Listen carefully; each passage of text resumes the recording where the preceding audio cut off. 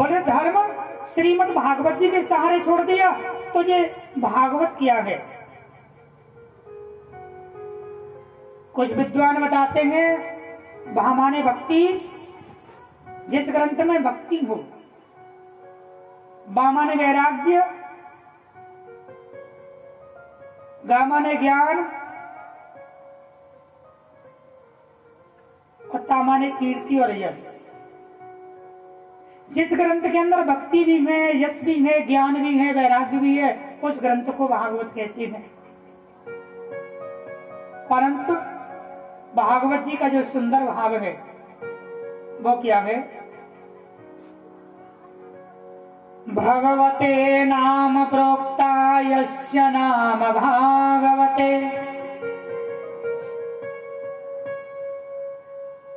भगवते नाम प्रोक्ता यस्य नाम भागवते।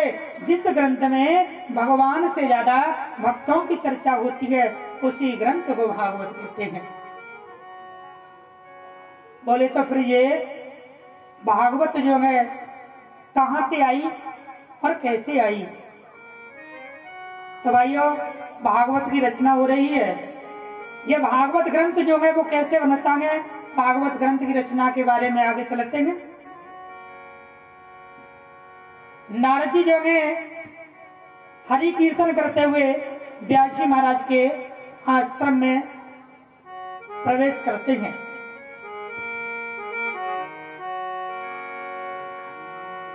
हरे श्रीमन्नारायण नारायण नारायण, श्रीमन्नारायण नारायण नारायण।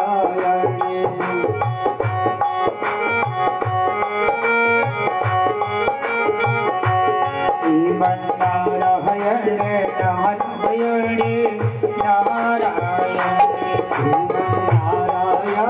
नारायण की सेवा करते हुए श्रीमन्नारायण नारायण नारायण, श्रीमन्नारायण नारायण नारायण,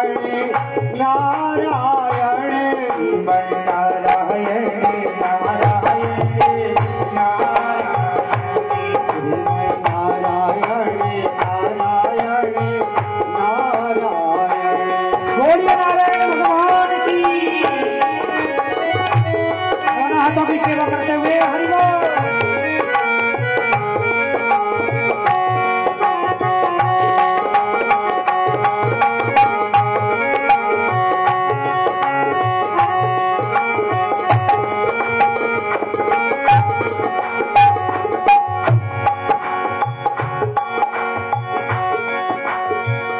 जो नारायण नाम लेते हैं, जो नारायण नाम लेते हैं, जो नारायण नाम लेते हैं, जो नारायण नाम लेते हैं, जो नारायण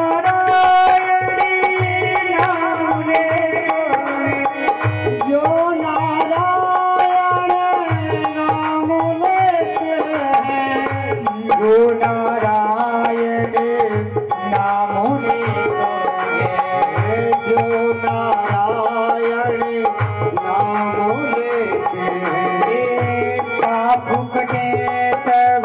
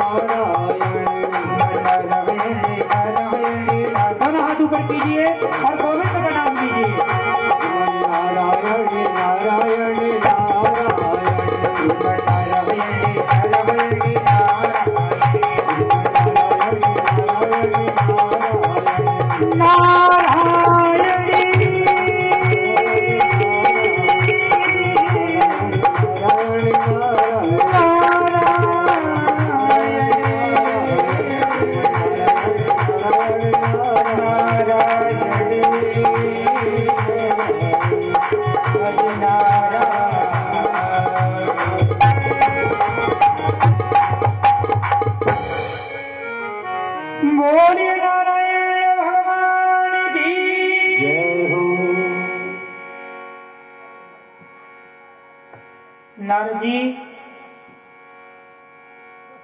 व्यास जी महाराज के आश्रम में पहुंचे और व्यास जी महाराज को बड़ी उदास अवस्था में देखा।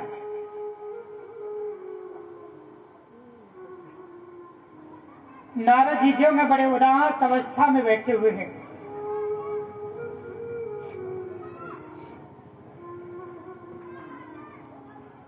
नारद जी ने कहा, व्यास जी महाराज किसी चिंता में बैठे हुए हो? व्यास जी ने कहा, देखो नारद जी कुछ नहीं, मेरे हृदय से नारायण भगवान की झांकी निकल चुकी है। इस समय जो कथा है वो भागवत कहाँ से आई, भागवत की रचना कैसे हुई, उस जगह कथा चल रही है।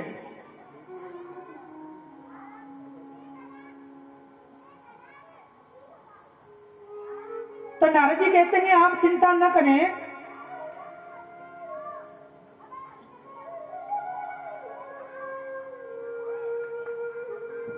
मैं तुम्हें अपने पिछले जन्म की कथा सुनाता हूं। भगवान की भक्ति पता नहीं किस समय मनुष्य के अंदर जाकर समा जाए, ये पता नहीं है। आज तुम कितने भी पाप करते हो, अगर गोविंद की कृपा हो जाए तो उसी क्षण पाप करना बंद कर दोगे और गोविंद के भजन में लग जाओगे।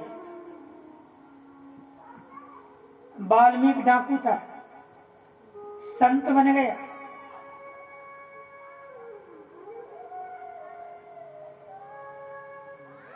तो नारद जी अपने पिछले जन्म की कथा बताते हैं।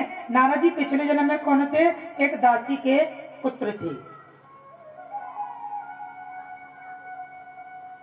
नारद जी के जहां संत आते हैं, संतों का झूठा प्रसाद खाया और संतों का झूठा प्रसाद खाने से उनकी बुद्धि जो है परमात्मा के भजन में लगने लगी।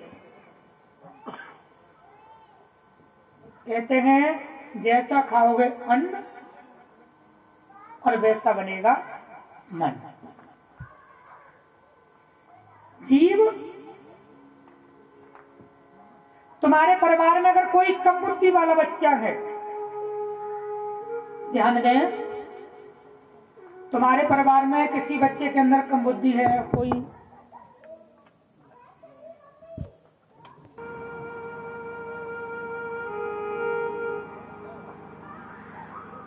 नारद जी ने संतों का झूठा प्रसाद खाया, संत में बुद्धि बनी। किसी अगर बच्चे के अंदर कम बुद्धि है ना, तो अगर हम अपने बच्चे को झूठा खिलाते हैं तो उसी का भाव, उस जैसी ही बुद्धि उस बच्चे के अंदर आना चालू हो जाती है।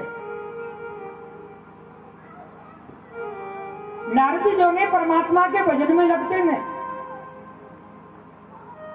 और जब संत जाने लगे ना तो नारद जी उनके पीछे जाने लगे। संतों ने कहा,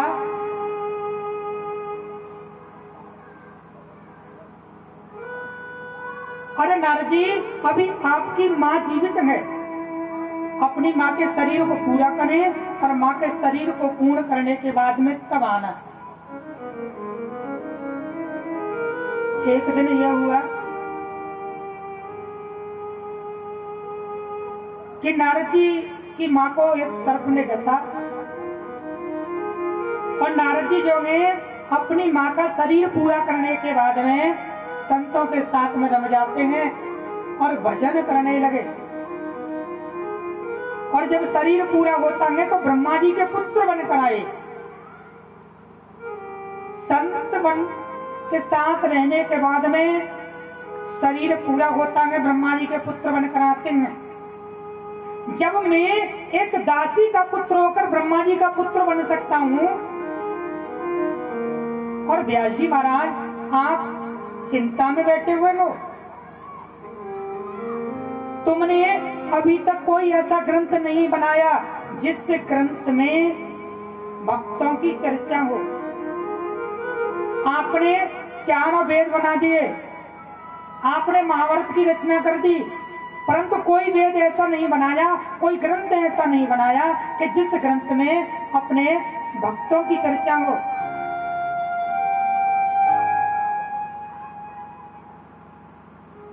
नारद जी जो है बैकुंठ में जाते हैं और बैकुंठ में जाकर सोने के सिंहासन पर विराजमान थी ये भागवत, और इस भागवत को लेकर आई। इस भागवत में मात्र 4 मंत्र थे। अहमेवासमेवाग्रे, सोने के सिंहासन में विराजमान श्रीमद् भागवत कथा को लाकर दे दी अल्लो। अरे व्यास जी महाराज अब इस ग्रंथ को बना कीजिए। श्रीमद् भागवत कथा जो है व्यास जी महाराज ने मात्र अपने मुख से बोली है। इस ग्रंथ को लिखने वाले गणेश जी हैं। गणेश भगवान की वंदना की। वक्रतुंड महाकाय सूर्यकोटि समप्रभा निर्विघ्नं कुरु देवः सर्वकार्येषु सर्वदा। कोई भी शुभ कार्य प्रारंभ होता है तो गणेश जी को याद किया जाता है। तो गणेश जी महाराज ने कहा कि व्यास जी महाराज बताइए आपने मुझे क्यों बुलाया है? बोले आपको भागवत लिखनी है। बोले मैं नहीं लिख पाऊंगा।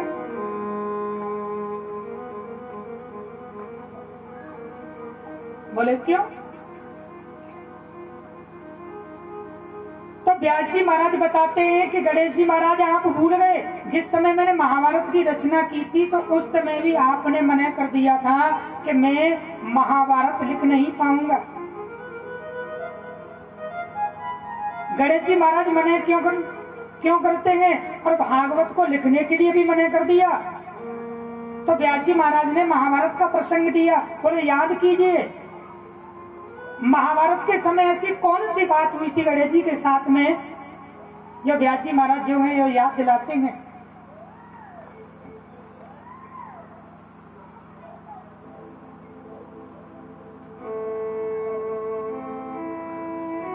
जिस समय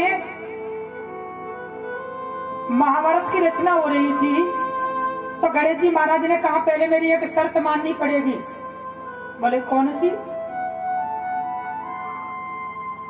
बोले आप यहाँ बोलना बंद कर दोगे उसी जगह में लिखना बंद कर दूंगा। व्यास जी महाराज विचार करते हैं मुझे तो पूजा भी करने जाना है, मुझे संध्या वंदन करना पड़ेगा और संध्या वंदन करने के लिए जाऊंगा तो मंत्र तो मैं बंद ही करूंगा।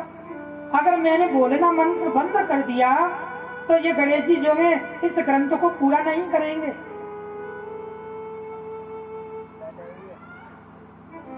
घंटे 2 घंटे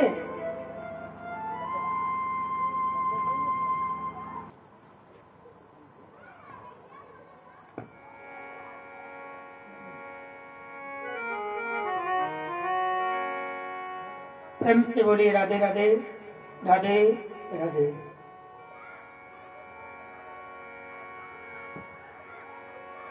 व्यास जी महाराज ने 2-4 मंत्र बोले तो व्यास जी महाराज कहने लगे गणेश जी महाराज मेरी भी एक शर्त माननी पड़ेगी। बोले कौन सी? कि मैं जितने भी मंत्र बोलूंगा उन मंत्रों को आप तब लिखना जब आपके मंत्र का अर्थ समझ में आ जाए। अगर मंत्र का अर्थ समझ में नहीं आए ना तो लिख मत देना। जब गणेश जी महाराज आप ही इतने बड़े विद्वान हो, आप ही अगर मंत्र का अर्थ नहीं समझ पाओगे तो आगे चलकर मनुष्य इस ग्रंथ के बारे में क्या समझेगा? गणेश जी महाराज पता क्या करते? बुद्धि में तेज थे। व्यास जी महाराज जो है मंत्र बोलते और गणेश जी महाराज समझते और लिखते चले गए। व्यास जी महाराज को पूजा करनी है तो उन्होंने ऐसा एक मंत्र बोल दिया महाभारत के अंदर कि गणेश जी महाराज की समझ में नहीं आता है इसका अर्थ क्या होगा। और मंत्र कौन सा है? केशवं दृष्टवो पांडवः माधवो हर्षसूदनम्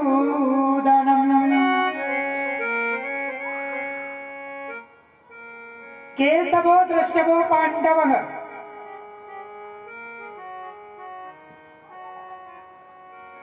और व्यास जी महाराज ने कहा गणेश जी महाराज अर्थ समझ में आए तो लिख देना, और पूजा करने चले गए। सीधा अर्थ क्या है कि भगवान कृष्ण जो है वो पानी में गिर जाते हैं, और पानी में गिरने के बाद में पांडव हंसने लगे।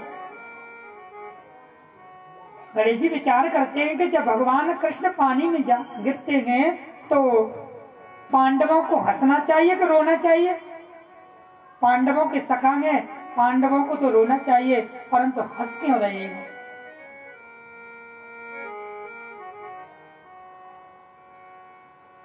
और कौरव उस समय रोने लग जाते हैं, हा हा केशव, हा केशव। 2 घंटे के बाद में पूजा करने के बाद में आए।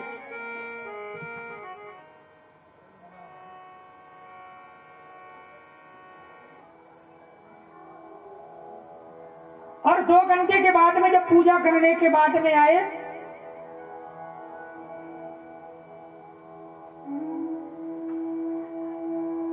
व्यास जी कहने लगे गणेश जी महाराज मंत्र बोले।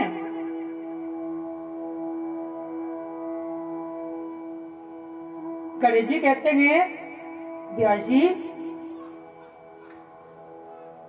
2 घंटे से मैं एक श्लोक में लगा हुआ हूं, एक मंत्र का मुझे अर्थ समझ में ही नहीं आ रहा है।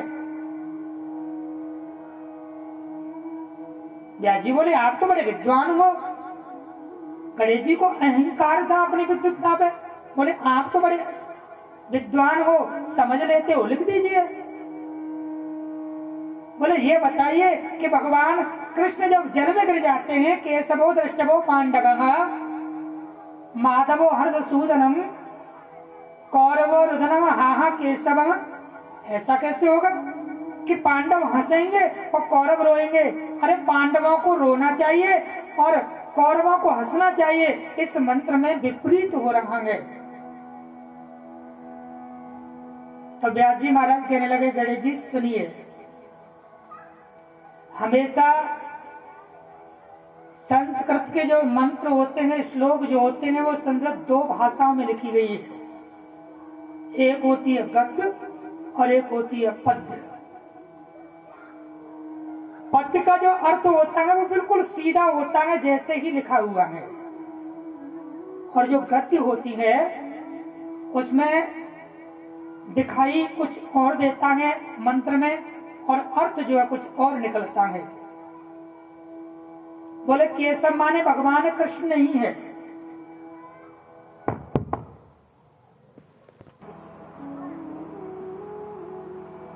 केशव प्रेम से बोलिए राधे राधे राधे।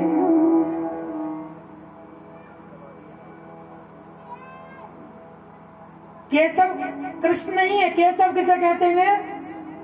के अगर इसका संधि विच्छेद किया जाए तो के धन सब बराबर केशव। श्लोक बताते हैं, श्लोक का जो अर्थ है सीधा था संधि विच्छेद करने से,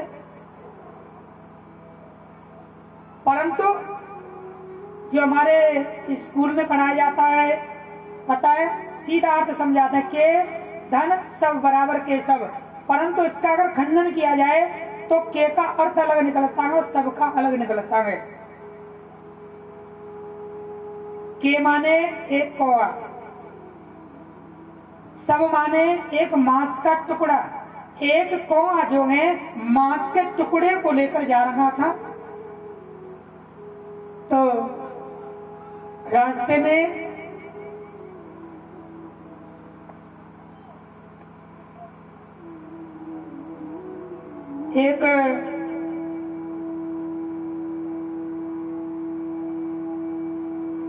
एक नदी पड़ती है, तो कौवा जो है उस नदी के ऊपर से जब निकलता है ना, तो उसकी परछाई जो है नदी के अंदर दिखाई दी। तो कौवे के मन में विचार आया कि जल के अंदर एक कौवा है और उसके मुख में एक मांस का टुकड़ा लगा हुआ है, और मेरे पास थोड़ा सा है, अगर मैं वहां जाकर इसे अगर छीनता हूं तो मेरा पेट भर जाएगा। तो नदी के किनारे पर पहुंचा और नदी के किनारे पर जाकर क्या हुआ, उसने जैसे ही नदी में देखा तो उसकी परछाई दिखने लगी। उसने देखा, लो ये मुझसे भी पहले आकर खड़ा हो गया। परछाई के मुख में भी मांस का टुकड़ा लगा हुआ है सबका, और जैसे ही कौए ने अपना मुख खोला तो मांस का टुकड़ा जो है वो नदी में गिर जाता है।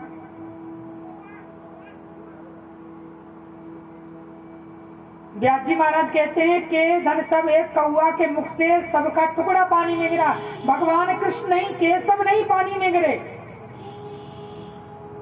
तब पांडव किसे कहते हैं? पांडव माने बगुलों को बोला जाता है। वहां बगुले बैठे हुए थे, बगुले हंसने लगे, बहुत अच्छा हुआ, कम से कम इसके मुख से मांस का टुकड़ा तो गिरा। वहीं कौरव भी बैठे हुए थे। कौरव किसे कहते हैं? कौरव माने कौए, जो कौए जो होते हैं, तुम जानते हो, वो जो कौवा जो था, जो मांस के टुकड़े को लेकर आया था, उसका जो सब गिर जाता है, वो रोने लगा। एक मांस का टुकड़ा था, बार बार पानी में चौंच मारता है और बार बार रोता है। और जब एक कौवा रोने लग जाता है तो तुम जानते हो कितने आकर इकट्ठे हो जाते हैं, सब कांव कांव की आवाज करने लगे। कौरवो रुदनः, गणेश जी महाराज जो में चरणों में गिर जाते हैं और चरणों में गिरकर व्यास जी महाराज से क्षमा मांगने लगे कि व्यास जी महाराज, जब आपको पूजा करनी हो तब आप पूजा करने के लिए जाएंगे, मैं आपका इंतजार करूंगा और आपके इस ग्रंथ को पूरा करूंगा। आज व्यास जी महाराज उसी बात को कहते हैं, गणेश जी महाराज भूल गए, मैंने आपको भागवत की रचना करने के लिए बुलाया है और आप कह रहे हो कि मुझ पर समय नहीं है। गणेश जी कहते हैं नहीं, व्यास जी महाराज आप मंत्र बोलिए। भोजपत्र पर अष्ट गंध की स्याही और मोर पंख की लेखनी से श्रीमद् भागवत कथा को लिखने लगे। सच्चिदानंद रूपाय, सच्चिदानंद रूपाय, विश्वोत्पत्त्यादि हेतवे, तापत्रय विनाशाय, श्री कृष्णाय वयं नमः। व्यास जी महाराज ने भागवत में 18,000 मंत्र बोले।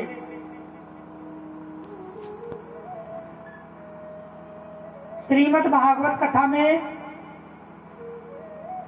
18,000 मंत्र हैं और 12 स्कंद हैं और 365 अध्याय हैं।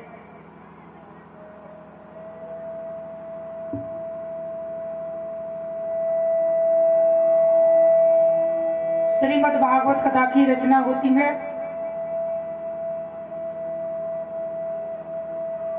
श्रीमद् भागवत कथा के बारे में कहां से आई और इस ग्रंथ को किसने लगा?